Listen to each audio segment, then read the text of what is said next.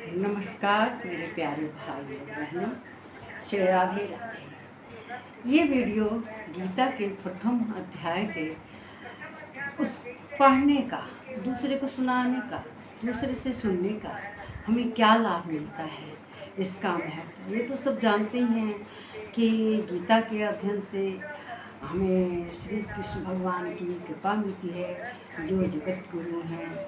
लेकिन इनके प्रथम अध्याय का क्या है, इसके लिए भी कहते हैं कि आदमी पाप से मुक्त होता है।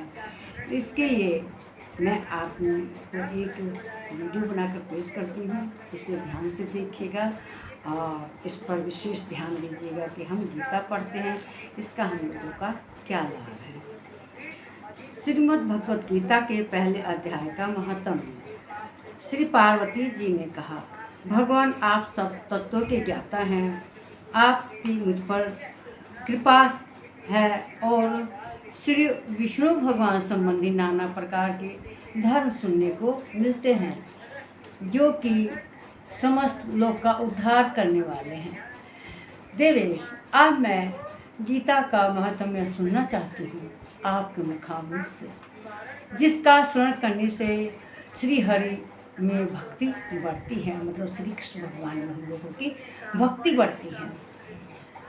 श्री महादेव जी बोले, जिनका श्री विग्रह अलसी के फूल की भांति श्याम वर्ण का है, पक्षीराज गरुण भी जिनके वाहन हैं, जो अपनी महिमा से सब कभी च्युत नहीं होते तथा शेषनाग की शैया पर शयन करते हैं, उन भगवान विष्णु का उपासना करते हैं। एक समय की बात है, पुराने समय की बात है, दैत्यों के नाशक भगवान विष्णु शेषनाग के रमणीय आसन पर सुखपूर्वक बैठे हुए थे। उस समय समस्त लोगों को आनंद देने वाली भगवती माँ लक्ष्मी उनके पास आई और उनसे बोले, भगवान आप संपूर्ण जगत के पालक हैं।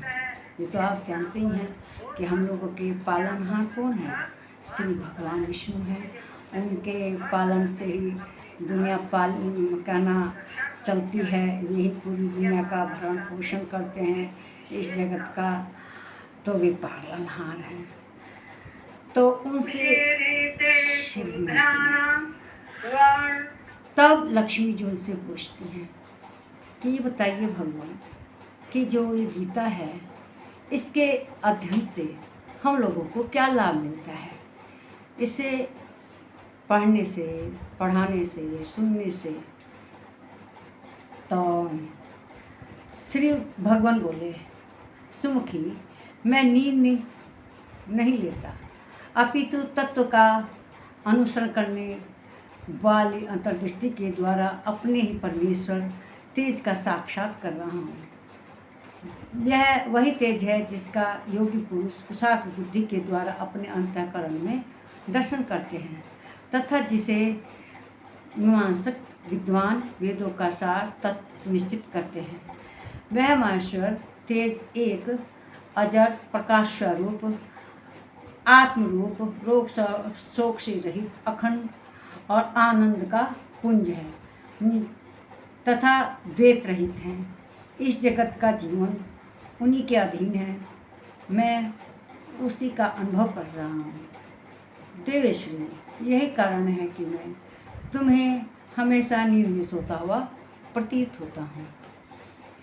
लक्ष्मी जी ने कहा, ऋषिकेश, आप ही योगी पुरुषों के श्रेय हैं, आपके अतिरिक्त कोई ध्यान करने योग्य तत्व है, यह जानकर मुझे बड़ा कौतूहल हो रहा है। इस चराचर जगत की सृष्टि और संहार करने वाले स्वयं आप ही हैं, आप सर्व समर्थ हैं। इस प्रकार की स्थिति में होकर भी यदि आप उस परम तत्व से भिन्न हैं तो मुझे उसका बोध कराइए। भगवान बोले, प्रिय, आत्मा का स्वरूप द्वैत और अद्वैत से पृथक और भाव अभाव से युक्त तथा मुक्त होता है तथा आदि और अंत से रहित शुद्ध ज्ञान के प्रकाश से उपलब्ध होने वाला तथा परमानंद स्वरूप होने के कारण एकमात्र सुंदर है। वही मेरा ईश्वरीय रूप है। आत्मा का तत्व ही सबके ज्ञान सबके द्वारा जानने योग्य है।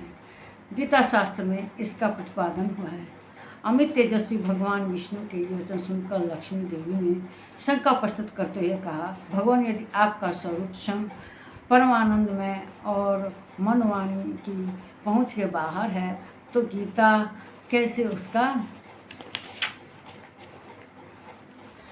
बोध कराती है। मेरे इस संदेह का आप निवारण कीजिए। भगवान बोले, सुंदरी सुनो, मैं गीता में अपनी स्थिति का वर्णन करता हूँ। क्रमशः 5 अध्याय को तुम 5 मुख जानो, 10 अध्याय को तुम 10 भुजाएं समझो तथा 1 अध्याय को उदर तो 2 अध्याय को दोनों चरण कमल जानो। इस प्रकार 18 अध्यायों की वाङ्मयश्वर्य मूर्ति ही समझनी चाहिए। यह ज्ञान मात्र से ही महान पातकों का नाश करने वाली है। जो उत्तम बुद्धि वाला पुरुष गीता के 1 या आधे अध्याय का अथवा 1 आधे या चौथाई श्लोक का भी प्रतिदिन अभ्यास करता है वह सुषमा के समान मुक्त हो जाता है। लक्ष्मी देवी ने पूछा, सुषमा कौन था, किस जाति का था, किस कारण से उसकी मुक्ति हुई? भगवान बोले, प्रिय, सुषमा बड़ी खोटी बुद्धि का मनुष्य था। पापियों का तो वह शिरोमणि ही था।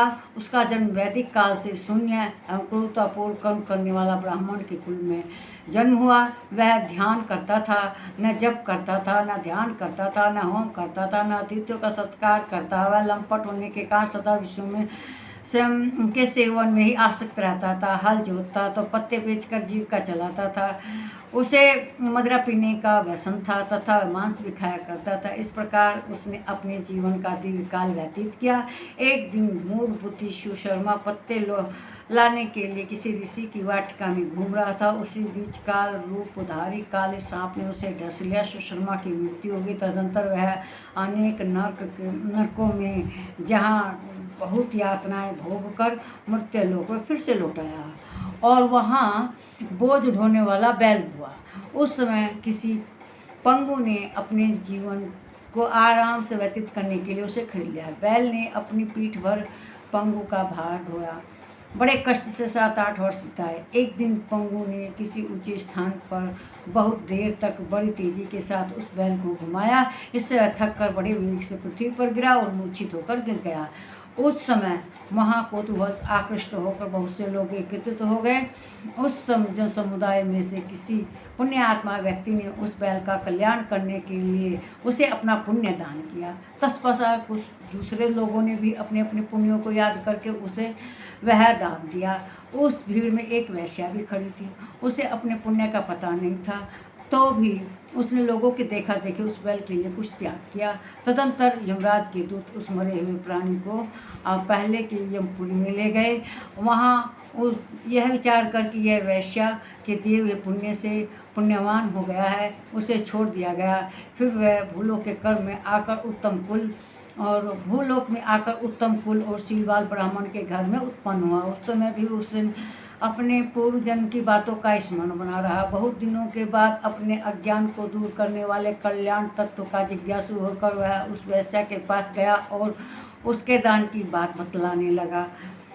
उसने पूछा, तुमने कौन सा पुण्य दान किया था? वैश्या ने उत्तर दिया, उस पिंजरे में बैठा हुआ तोता प्रतिदिन कुछ पढ़ता था। उससे मेरा अंतःकरण पवित्र हो गया। उसी पुण्य को मैंने तुम्हारे लिए दान किया था। इसके बाद वह दोनों तोते से पूछते हैं। तब उस तोते ने बताया, पूर्व जन्म का स्मरण करके प्राचीन इतिहास कहना प्रारंभ किया। तोता बोला, पूर्व जन्म में विद्वान होकर भी विद्वता के अभिमान से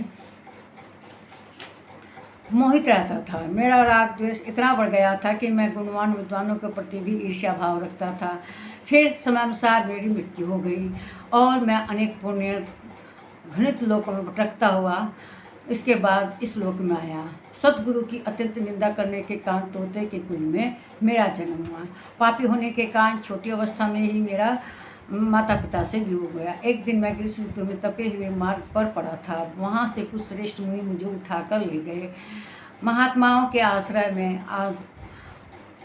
आश्रम में भीतर एक पिंजरे में उन्होंने मुझे डाल दिया। वहाँ मुझे पढ़ाया गया। ऋषियों के बालक बड़े आदर के साथ गीता के प्रथम अध्याय की आवृत्ति करते थे। उनको सुनकर मैं बार बार पाठ करने लगा। इसी बीच में एक चोरी करने वाला बहेलिया मुझे वहाँ से चुरा ले गया। तत्पश्चात इस देवी ने मुझे खरीद लिया। यही वृत्तांत है जिसे मैंने आप लोगों को बता दिया। पूर्व काल में भी इस प्रकार प्रथम अध्याय का अभ्यास किया, जिससे कि मैंने अपने पाप को दूर किया। फिर उसी से इस वैश्या को भी अंतःकरण शुद्ध हुआ और उसी के पुण्य से ये द्विज से सुशर्मा भी पाप मुक्त हुए।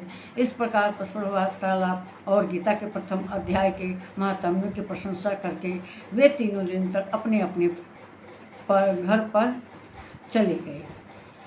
फिर ज्ञान प्राप्त करके वे मुक्त हो गए। इसलिए जो गीता के प्रथम अध्याय को पढ़ता है, सुनता है, दूसरों को सुनाता है, इसका अभ्यास करता है, उसे भवसागर को पार करने में कोई कठिनाई नहीं होती।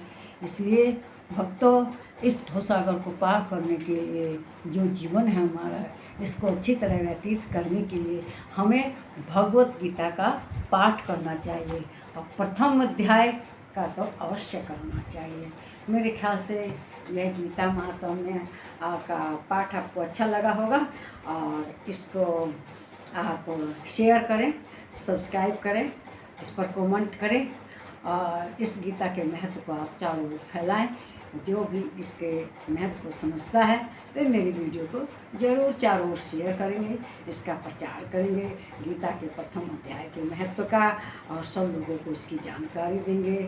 देखिए, कुछ लोग ना समझ जाते हैं, गीता घर में रखे रहते हैं लेकिन उससे उन्हें कोई मतलब नहीं होता। इसलिए अब आप लोग जान गए होंगे कि गीता के प्रथम अध्याय का क्या लाभ है और इससे अपना जीवन सुधार लेंगे, अपने जीवन को सुंदर बना लेंगे और मुझे यही आशा है कि इसका आप ज़रूर लाभ उठाएंगे। नमस्कार प्यारे भाई बहनों।